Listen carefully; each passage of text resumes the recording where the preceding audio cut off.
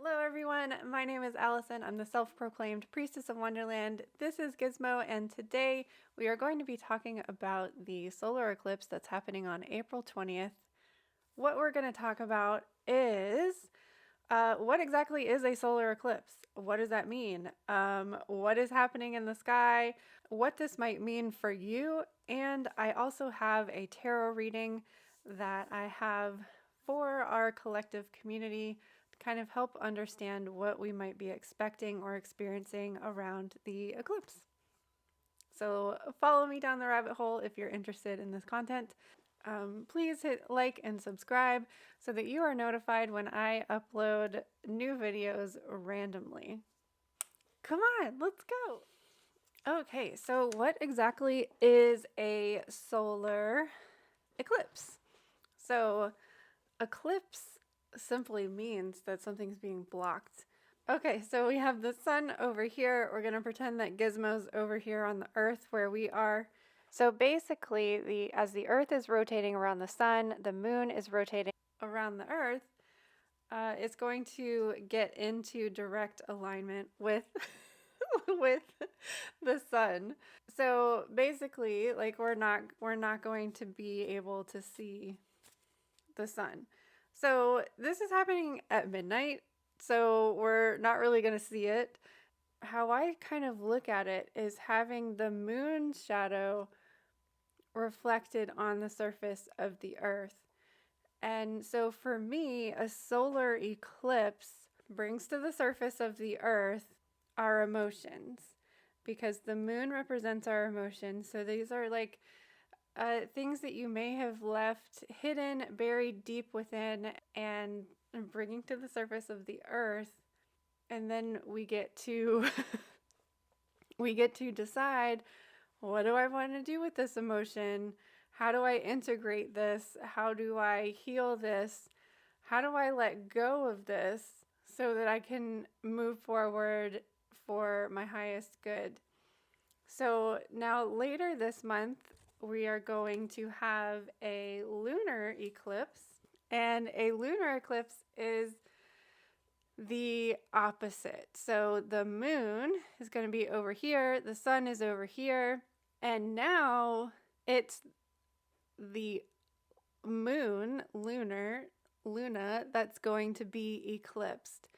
And in this case, it is the earth over here that is blocking the rays of the sunlight. So normally when the moon is over here, it has like the moon is, or the sun is directly shining on it.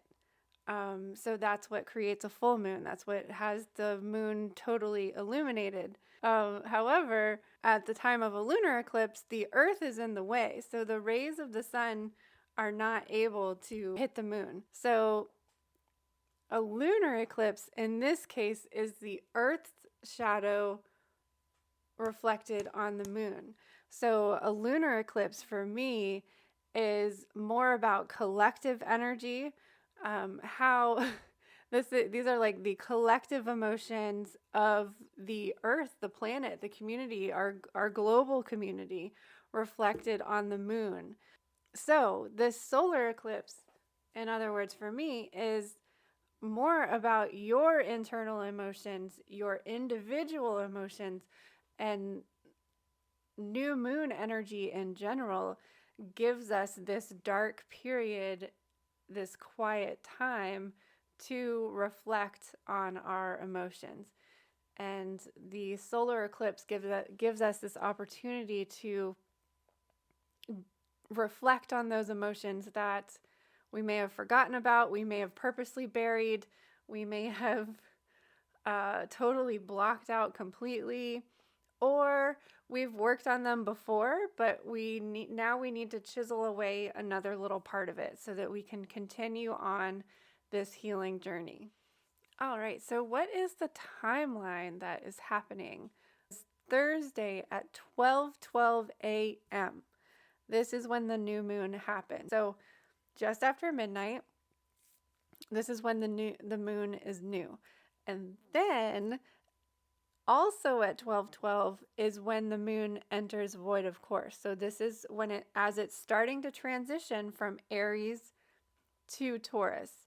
At the time of the eclipse at 12:17, which is only 5 minutes later, we are technically in the void of course window.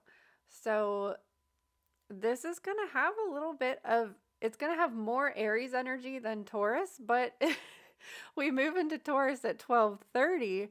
So we're really just kind of in between these two energies. And then when the moon moves into Taurus at 12:30 a.m. on April 20th, the sun will move into Taurus April 21st. So this eclipse is this transition, and I feel like that's what it is highlighting for us. I feel like this year and this eclipse is ushering us from the old normal to the new normal. I think we finally let go of the past. We're not trying to recreate that anymore. We're moving on to the new things. And now this second Aries new moon is shifting and changing all of the polarities that we experience every month with a moon cycle. For example, we typically have an Aries new moon paired with a Libra full moon, which is what we have experienced with this previous moon cycle. Now we're having an Aries new moon paired with a Scorpio full moon. So Scorpio is usually paired with Taurus, but now all of the signs and energies have shifted just one zodiac sign over for the rest of the year. We're also now experiencing a new moon at the end of a sun season, meaning next month we have our Taurus new moon at the end of Taurus season, versus all year and all of last year we've had new moons. The sun and the moon are changing signs right at the same time is basically what we've been experiencing. And now we are ending a sun season with a new moon, which is kind of strange to be ending something with a new moon. But anyways, so that's the timeline. 12:12 a.m. we have the new moon. 12:12 also at 12:12 a.m. the moon starts transitioning between Aries and Taurus. At 12:17 a.m. we have the eclipse, and then at 12:30 the moon shifts into Taurus, and then April 21st the sun also transitions into Taurus. So what does this mean for those of us in this community? At the beginning of 2023, I did some predictions on what to expect with the moon energy for 2023, but specifically for the eclipses that we will be having this year. So this is the first one. We're having the solar eclipse, and then on the full moon, we're going to have a lunar eclipse. And then in the fall, we have another solar eclipse and another lunar eclipse. So this is a tarot reading that is a combination of the cards that I pulled at the beginning of 2023, and then I asked for some more clarification for our specific community for this solar eclipse in Aries for April 20th, 2023. Okay, so the cards that I pulled at the beginning of the year was the Nine of Swords, the Star, and the Five of Swords. So I really like having the Star here because I think it shows us that, like, we will get to this other side. We will manage this transition and transformation and find this peace and this balance. The thing about the star is that she has 1 foot on dry land and 1 foot in the water. So the land is representing the earth, the physical, tangible things, and then the water represents the subconscious emotions and um, things in the beyond, things in Wonderland, like things in dreamland, in the subconscious, or in other dimensions. So this is maintaining a balance between those things, like you're able to explore and understand your emotions and what's happening on a subconscious level, but still stay grounded in reality and understanding that, like, we are still human. We came here to have a human experience. If we wanted to maintain this astral connection, dreamy wonderland energy all the time, we would have remained in spirit. We would have stayed in the spirit realm. But we chose to come here and have a human experience. And this is about finding the balance between the two and managing that transition and transformation, and understanding that, like, to like appreciate the journey, receive and respect the lessons that and the obstacles that you're overcoming, and appreciating the journey, like understanding that, like, just because you're not to a point where you want to be yet doesn't mean that you're never going to get there, and it doesn't mean that you can't, like, enjoy the little things now while you are still progressing and growing. And I think that this is really important for a lot of people because of this Nine of Swords energy here, because, like, it is hard being human, and we are going to have these anxieties and depressions and obstacles and struggles and difficulties, but, like, we can't get stuck there. We can't stay in that negative energy. We can't stay in this anxious, overwhelmed, like, oh my God, the world is crazy. And yes, oh my God, the world is crazy, but there are good things about it too. And I think we are learning to be kinder to our fellow humans. We can't keep stomping on the little people to get ahead. And us little people can't keep belittling ourselves because the higher ups, the government, whatever, they are trying to squash us and suppress us, and they're not going to be able to continue to get ahead while we are all suffering. And we as a collective are going to start believing that, hey, I deserve better. I deserve to have success. I deserve to have happiness. I deserve to find this peace and balance, and to not be suffering and anxious all the time. So when I ask for clarity about this, the first card that comes up for us is the Seven of Wands. And I feel like this is really, like, don't give up. Like, don't let other people drag you down. Rise above the situation, take the higher road, be the bigger person, be the kinder person. Like, when did kind start to be the minority? Like, nobody succeeds if we all don't succeed. We can't keep pushing people away, pushing people out, stomping people just to get ahead, just for our own individual success. And again, maintaining that balance of, like, believing that you are worthy of success and that you're capable of achieving it, but understanding that you don't have to step on other people to get ahead and maintain that success. So rising above, being the bigger person, not letting other people drag you down, and believing that you can. We have the Knight of Swords here, believing that you can run with your dreams. You can run with these wild thoughts and ideas. We do have to remember to slow down a little bit, and I think that's what this Mercury retrograde second Aries new moon is going to teach us, because retrogrades do slow us down.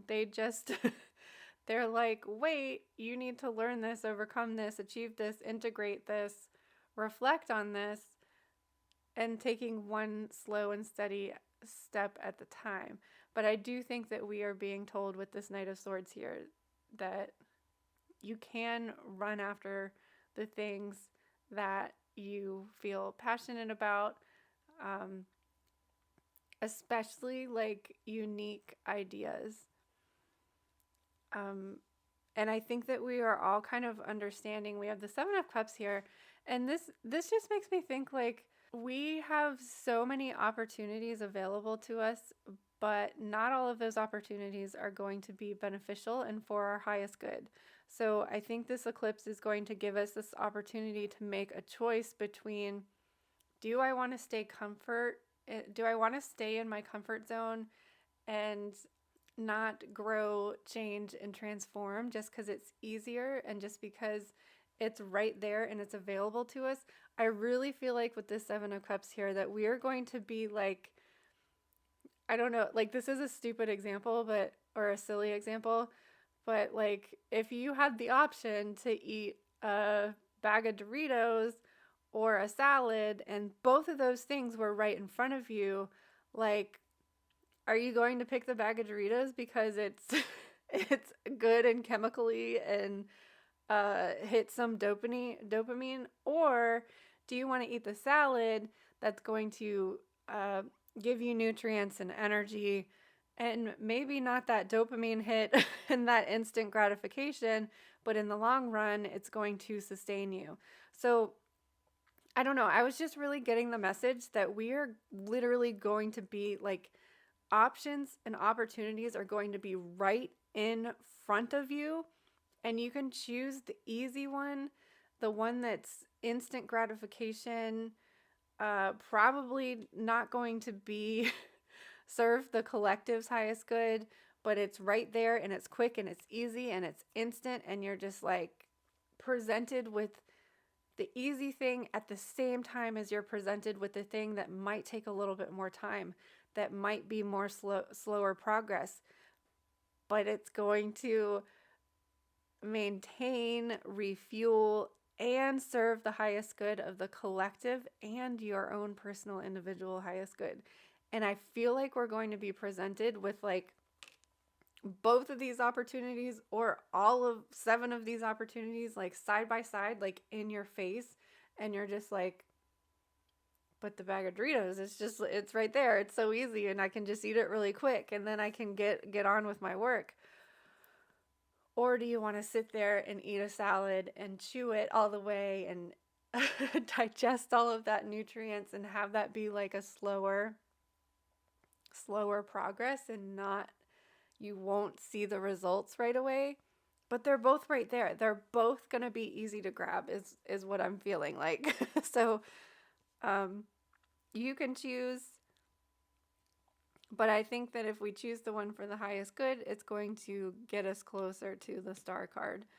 And with the Hermit being the last card here, I feel like this was saying to me, if you need to isolate yourself to maintain these choices for your highest good, then isolate yourself. Like, be the one that is lighting the way of like, hey, I can take care of myself and mother myself and nurture myself and believe in myself. And or you can go out with your friends and just have fun for one night, and it means nothing.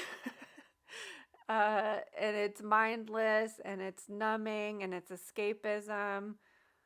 Or do you want to isolate and integrate and heal and dream and work on your goals and work on yourself? So if isolation is the thing that's going to get you closer to this star, and ease the anxiety and to make you feel positive and like you don't have to belittle yourself or anybody else to get to where you want to get, then you have that choice. Or you can stay in your comfort zone. And you'll probably have to do this lesson again next year. I mean, that's all it is. Like these are just windows of opportunities.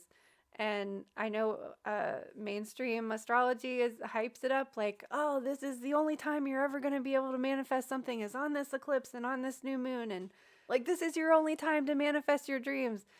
And it's not. Like, this is a really wonderful opportunity, but we're going to have more opportunities. So you can still dream big, but just take one little bite or one little step, and that's still making you closer to this. It's not all going to happen at once. Shadow work takes a lot of time. Integration takes a lot of time. Healing takes a lot of time. And I can speak from experience because recently I've been healing some really deep wounds that like I really thought I had gotten to the bottom of. And then all of a sudden it was like, this isn't even close to the bottom. The bottom is way deeper. The root, the root had a bigger root. And now I'm having to dig deeper and to keep going and keep going. But I'll take it because now I know I'm one step closer to this. I'm one step closer to this star. And going back to the star also speaks to both and. You can still have those fun things that make you feel comfortable, the instant gratification, at the same time as healing those deep wounds and healing that shadow work. And in fact, it's kind of good to step out of shadow work for a little bit once you've like chiseled away at it and chiseled away at it. It's good to come back to the earth. It's good to come back to being a human. It's good to put on a comedy and just laugh a little bit and allow yourself that lightheartedness. And then you can dive back deep into these waters. And then you can go a little deeper and heal a little more. You can have both of these things. Just because you haven't achieved your goals yet or become the person that you want to become doesn't mean that you're never going to. It doesn't mean that you're not worth anything until then. It doesn't mean that you can have both of these things. You can be a human in this 3D world, but you can also remember that you are a soul, you are a spirit, and you still can maintain that connection. Like, we can be both of those things at the same time. We are both of those things at the same time. It doesn't have to be one or the other. It can be both. So overall, the message that I was getting is that it's not going to be easy, but these changes and obstacles we overcome will bring hope, renewal, and healing. Don't let others bring you down. Don't let outside influences distract you or tear you down. Keep going in the direction of your dreams. Watch out for false opportunities. And if you need to be alone to solidify the positive changes in your life, then do it. So the last thing I want to say about this eclipse and this new moon is a lot of the work that we do is very subconscious. And since this eclipse is happening at midnight, set your intentions before you go to bed in the night. Set the intention to communicate and work with your guides while you're sleeping and dreaming. Or just set the intentions, write them down, put them next to your nightstand so that when you wake up in the morning, it's the first thing that you see. And it's almost like when you go to bed, you're on one side of the window. And when you wake up in the morning, you're on the other side of the looking glass. So thank you so much for watching. Again, please like and subscribe. If you are interested in more of this content, I will have another video coming up when we get closer to the lunar eclipse in a couple weeks. So thank you so much again. Have a good day and happy Happy eclipse season and start of Mercury retrograde!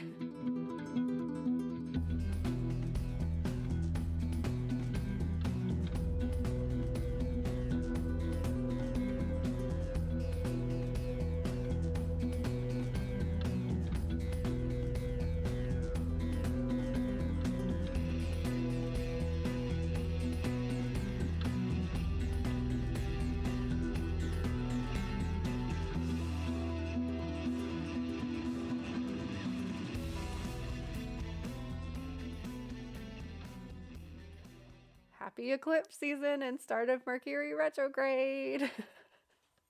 Oh, I didn't even mention that.